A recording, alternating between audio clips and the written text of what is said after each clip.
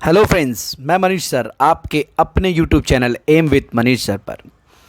जैसा कि हम व्याकरण की सीरीज शुरू किए हैं और आज हमारा दूसरा वीडियो है जिसमें हम देखेंगे कि संधि के भेद। एक सेकंड में हम पहचानेंगे कि यह कौन सी संधि है। ठीक है, तो वीडियो आखिर तक देखिए और एक बार आप वीडियो पूरा देख लेंगे तो आपको पूरा समझ में आ जाएगा। संधि में आपको कोई भी डाउट नहीं होगा, इसकी मुझे पूरी गारंटी है। तो वीडियो शुरू करते हैं। पहले ये जान लेते हैं कि संधि होती क्या है। संधि दो वर्णों या दो ध्वनि के आपस में मेल को संधि कहते हैं। संक्षेप में दो वर्णों के मेल को संधि कहते हैं। दो स्वर, दो व्यंजन, स्वर और व्यंजन, स्वर और विसर्ग, इन सब के मिलने से क्या बनता है? संधि बनता है। जैसे उदाहरण दिया गया महा प्लस ईश। महा प्लस ईश क्या हो जाएगा? महेश। हमेशा पहले शब्द के आखिरी अक्षर को और दूसरे शब्द के पहले अक्षर को देखते हैं। वैसे ही वाक प्लस ईश वागीश। वाक प्लस ईश वागीश। संधि के तीन भेद होते हैं: स्वर संधि, व्यंजन संधि और विसर्ग संधि। स्वर अर्थात अ से लेकर औ तक। व्यंजन कहाँ से है? क नीचे हलंत लगा होगा से लेकर ह हलंत तक। और विसर्ग क्या है? विसर्ग दो बिंदी विसर्ग चिन्ह। आप बहुत आसानी से समझ जाएंगे कि यह विसर्ग दो चिन्ह जहाँ दिखाई दिया, विसर्ग का चिन्ह दिखाई दिया, दो बिंदी दिखाई दी, समझ लीजिएगा कि यह विसर्ग संधि है। स्वर संधि की परिभाषा समझ लेते हैं। दो स्वर आपस में मिलते हैं तो उसे स्वर संधि कहते हैं। दो स्वर अ से लेकर औ तक जब आपस में मिलते हैं तो स्वर संधि कहलाती है। जैसे विद्या प्लस आलय विद्यालय, रमा धन ईश रमेश, सूर्य प्लस उदय सूर्योदय। स्वर संधि के पांच भेद हैं। पहला है दीर्घ संधि। अब इसके सूत्र को समझ लेते हैं कि स्वर संधि में दीर्घ संधि क्या है। दीर्घ का मतलब होता है बड़ा। अब देखिए अ और अ दोनों जब मिलेंगे तो क्या बनेगा? आ। उदाहरण क्या दिया गया है? अद्य प्लस अपि। अद्य लास्ट में अ आ रहा है, उसके पहले शब्द के आखिरी जो अक्षर है उसमें साउंड जो है, ध्वनि है, वो अ आ रही है और दूसरे शब्द का पहला अक्षर वो भी अ है। तो अ और अ मिलकर क्या बन रहा है? आ। तो उसी तरीके से अद्यापि। आ प्लस आ इज इक्वल टू आ। महा प्लस आत्मा महात्मा। ई प्लस ई इज इक्वल टू बड़ी ई। तो कवि प्लस इंद्र इज इक्वल टू कवींद्र। उसके आगे देखेंगे छोटी ई प्लस बड़ी ई बराबर क्या होगा? बड़ी ई। मुनि प्लस ईश मुनीश। उ प्लस उ इज इक्वल टू ऊ। सु प्लस उक्ति सूक्ति। छोटा उ प्लस बड़ा उ इज इक्वल टू बड़ा उ। लघु प्लस कर्मी क्या बन जाएगा? लघूर्मी। लघु प्लस उर्मी लघूर्मी। ठीक है, समझ में आ गया होगा। इसके आगे दूसरा देखते हैं, दूसरा प्रकार। जैसा हमने पहले में देखा कि लघु जो स्वर था वो दीर्घ स्वर में बदल गया। दूसरा देखेंगे गुण संधि। इसमें पूरा गुण ही बदल जाएगा। जैसे अ प्लस ई इज इक्वल टू ए। देव प्लस इंद्र देवेंद्र। अ प्लस बड़ी ई क्या बन जाएगा? ए। नर प्लस ईश नरेश। आ प्लस उ ओ। महा प्लस उत्सव महोत्सव। आ प्लस री तो क्या बन जाएगा? अर। नीचे हलंत नहीं दिया हुआ है, नीचे हलंत लगेगा। महा प्लस ऋषि महर्षि। उसके बाद वृद्धि संधि। वृद्धि संधि क्या होती है? आ प्लस ए इज इक्वल टू ए। सदा प्लस एव, उदाहरण भी है सदा प्लस एव सदैव। आ प्लस ओ औ। महा प्लस ओज महोज। अ प्लस ए ऐ। लोक प्लस ऐशना लोकैशना। अ प्लस औ औ। वन प्लस औषधि वनौषधि। ठीक है, इन उदाहरणों को एकदम ध्यान से दिमाग में बिठा लीजिए। इन्हीं में से प्रश्न आपको एग्जाम में आते हैं। स्वर संधि का चौथा भेद है यण संधि। छोटा उ प्लस अ क्या बनता है? व बनता है। जैसे उदाहरण देखिए सु प्लस अच्छ स्वच्छ बन जाएगा। छोटी ई प्लस अ मिलाएंगे तो क्या बन जाएगा? य। जैसे अति प्लस अंत क्या हो जाएगा? अत्यंत। बड़ी ई प्लस आ बना लिखेंगे, जोड़ेंगे या मेल करेंगे तो क्या बन जाएगा? या। जैसे नदी प्लस आगम, नद्यागम। छोटा ऊ प्लस आ मिलाएंगे तो क्या बनेगा? वा। जैसे सु प्लस आगत, स्वागत। अब अयादि संधि, पांचवी है अयादि संधि, उसका सूत्र देखते हैं। ए प्लस अ मिलेगा तो क्या बनेगा? अय। ने प्लस अन क्या बनेगा? नयन। ए प्लस अ क्या बनेगा? आय। नय प्लस अक, नायक, अनिल कपूर वाला। ओ प्लस अ, अव। पो प्लस अन क्या बनेगा? पवन। औ प्लस अ क्या बनेगा? आओ। पौ प्लस अन क्या बनेगा?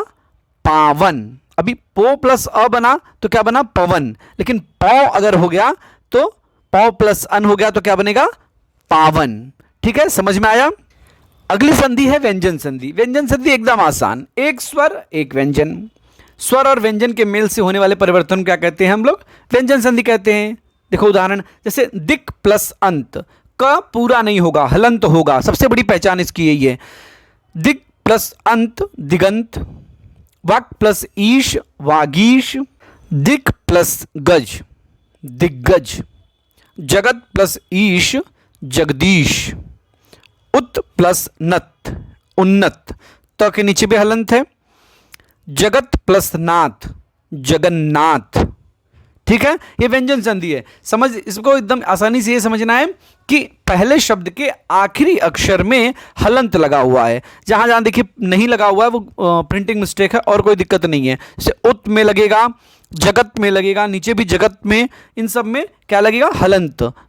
त में हलंत लगेगा तो ये क्या हो जाएगा? जगत प्लस नाथ, जगन्नाथ। और यही इसकी पहचान भी है। व्यंजन संधि पहचाने, आधा मार्क्स आपको मिल गया। अगला है विसर्ग संधि। और विसर्ग संधि तो सबसे आसान, एकदम आसान। जैसे कि समझ लीजिए कि हलवा किसी ने आपको बनाकर बस दे दिया, लो खा लो, यहां तक कि मुंह में डाल दिया, इतना आसान है। विसर्ग चिन्ह पहचानिए, विसर्ग संधि पहचानिए। विसर्ग के बाद स्वर या व्यंजन आने पर जो परिवर्तन होता है उसे विसर्ग संधि कहते हैं। कुछ उदाहरण देख लेते हैं। निह प्लस चल, निश्चल। निह प्लस चय, निश्चय। निह प्लस कपट, निष्कपट। मनः, मनः प्लस हर, मनोहर। निह प्लस पाप, निष्पाप। दुह प्लस कर्म, दुष्कर्म।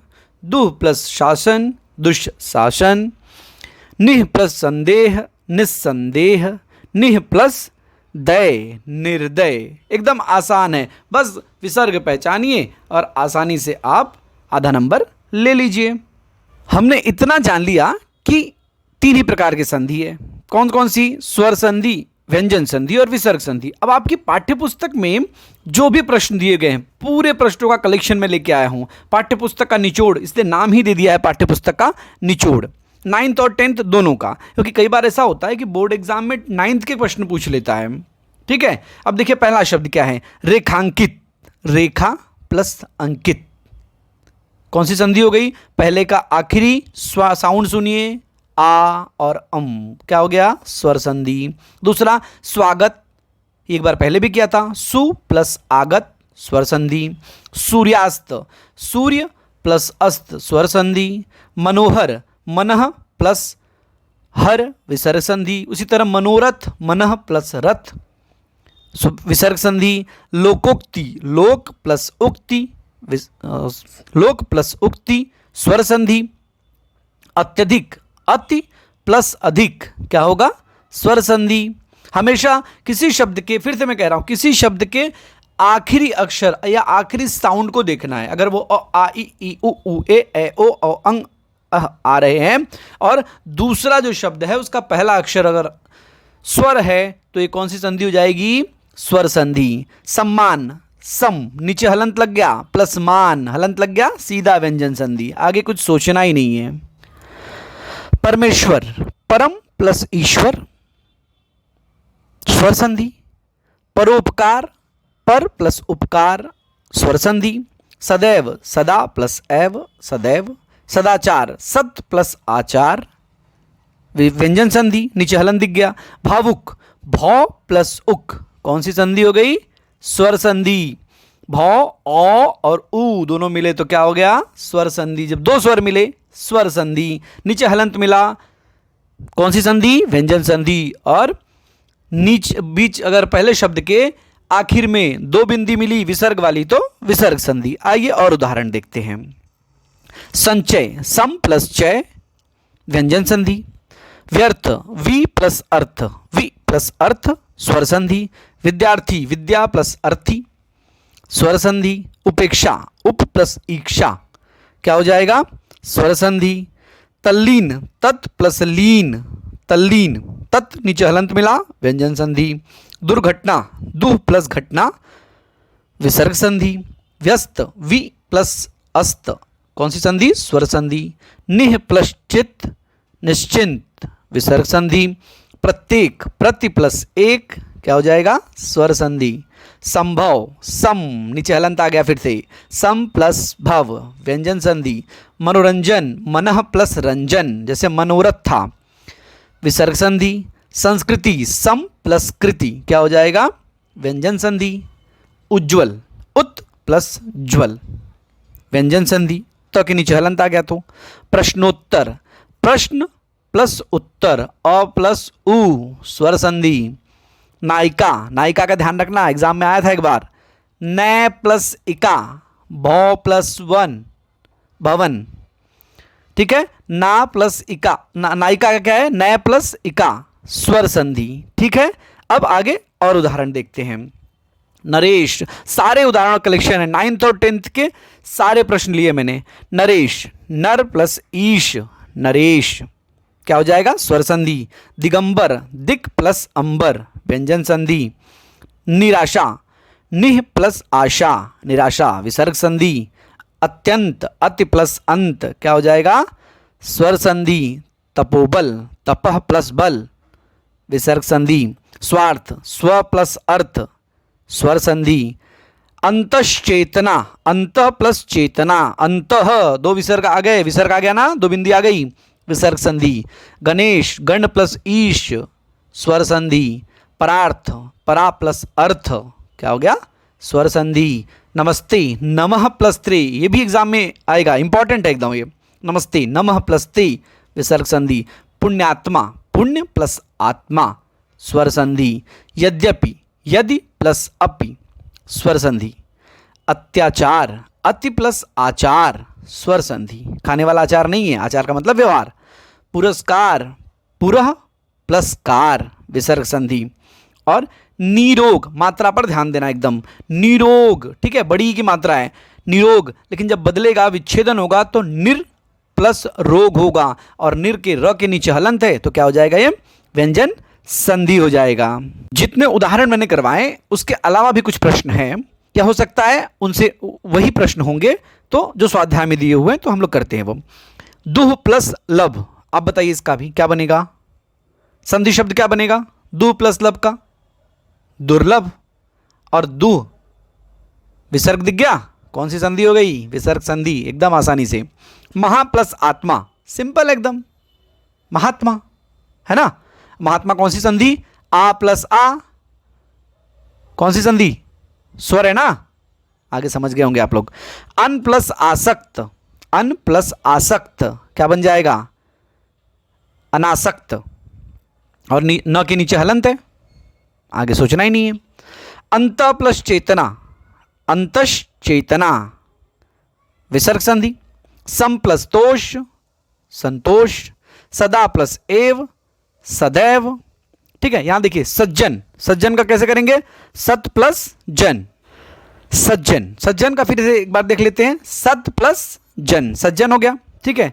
तो के नीचे हलंत लग गया संधि आप पता कर ही लोगे आराम से। नमस्ते नमः प्लस ते स्वागत बताने की जरूरत नहीं है। दिग्दर्शक ये भी आसान है। दी और क के नीचे हलंत दिग्दर्शक। यद्यपि यदि प्लस अपि यदि प्लस अपि ये देखिए ये कंफ्यूज करेगा। यद्यपि लिखा हुआ है यदि प्लस अपि हम लोग को लगेगा ये व्यंजन संधि है लेकिन नहीं ये कौन सी संधि है? स्वर संधि है। दुस्साहस दुह प्लस साहस एकदम आसान है विसर्ग संधि। अगला देखते हैं, निम्नलिखित आकृति में दिए गए शब्दों का विच्छेद कीजिए और संधि का भेद लिखिए। विच्छेद मैं कर देता हूं, भेद आप लिख लीजिए। ठीक है, दिग्गज, दिक प्लस गज। ठीक है, सप्ताह, सप्त प्लस अह। निश्चल, निश्चल क्या हो जाएगा, निह प्लस चल। कौन सी संधि, निह प्लस चल, कौन सी, विसर्ग संधि। उसके अगली क्या है, भानुदय, भानु छोटा ऊ प्लस उदय, भानुदय। निस्संदेह, निह प्लस संदेह, एकदम आसान है, निह दो बिंदी और संदेह हो गया। सूर्यास्त, सूर्य प्लस अस्त, सूर्यास्त, संधि आप लोग पहचान ही लोगे। अच्छा, एग्जाम में प्रश्न कैसे आते हैं ये देखते हैं। अब ये देख लेते हैं कि प्रश्न कैसे पूछेगा एग्जाम में। प्रश्न क्रमांक 4 का तीसरा प्रश्न, कृति पूर्ण कीजिए, शब्द, संधि विच्छेद और भेद, ऐसे करके एक बॉक्स आएगा, उसमें 2 रो होंगे और 3 कॉलम होंगे। पहला शब्द नहीं दिया हुआ है, देख लीजिए, भानु प्लस उदय लिखा हुआ है और भेद नहीं लिखा हुआ है। ठीक है, दूसरे में सप्ताह लिखा हुआ है, विच्छेद नहीं किया गया है और भेद नहीं लिखा गया है। तो कोई भी एक रो आपको कंप्लीट करना है। हर रो का जो कॉलम है उस कॉलम को पूरा करेंगे तो आधा नंबर मिलेगा। ठीक है, तो आपको चाहे ऊपर वाला करिए भानुदय वाला या सप्ताह वाला, दोनों में से कोई एक करेंगे। ठीक है, वो पूरा रो कंप्लीट करेंगे, आपको पूरे मार्क्स मिलेंगे। बहुत ही आसान है, बहुत ही सिंपल है, और जितने शब्द आपको दिए गए हैं उसमें से ही आएगा, इसका पूरा ध्यान रखें। तो शब्द वीडियो को एक बार और ध्यान से देखें ताकि सारे शब्द आपको कंठस्थ हो जाए, दिमाग में बैठ जाए। उम्मीद है आपको ये वीडियो पसंद आया होगा। अगर आपको वीडियो पसंद आया है तो लाइक करिए, कमेंट जरूर करिए। कमेंट नहीं कर रहे लोग, काफ़ी लोग देख रहे हैं, लेकिन कमेंट करिए कि आपको और इसमें कुछ सुधार चाहिए, कुछ परिवर्तन चाहिए तो आप बताइए। ठीक है, और ज़्यादा से ज़्यादा लाइक करिए, शेयर करिए और चैनल को सब्सक्राइब करिए ताकि मैं और सीरीज़ और वीडियोज़ लाता रहूँ। धन्यवाद।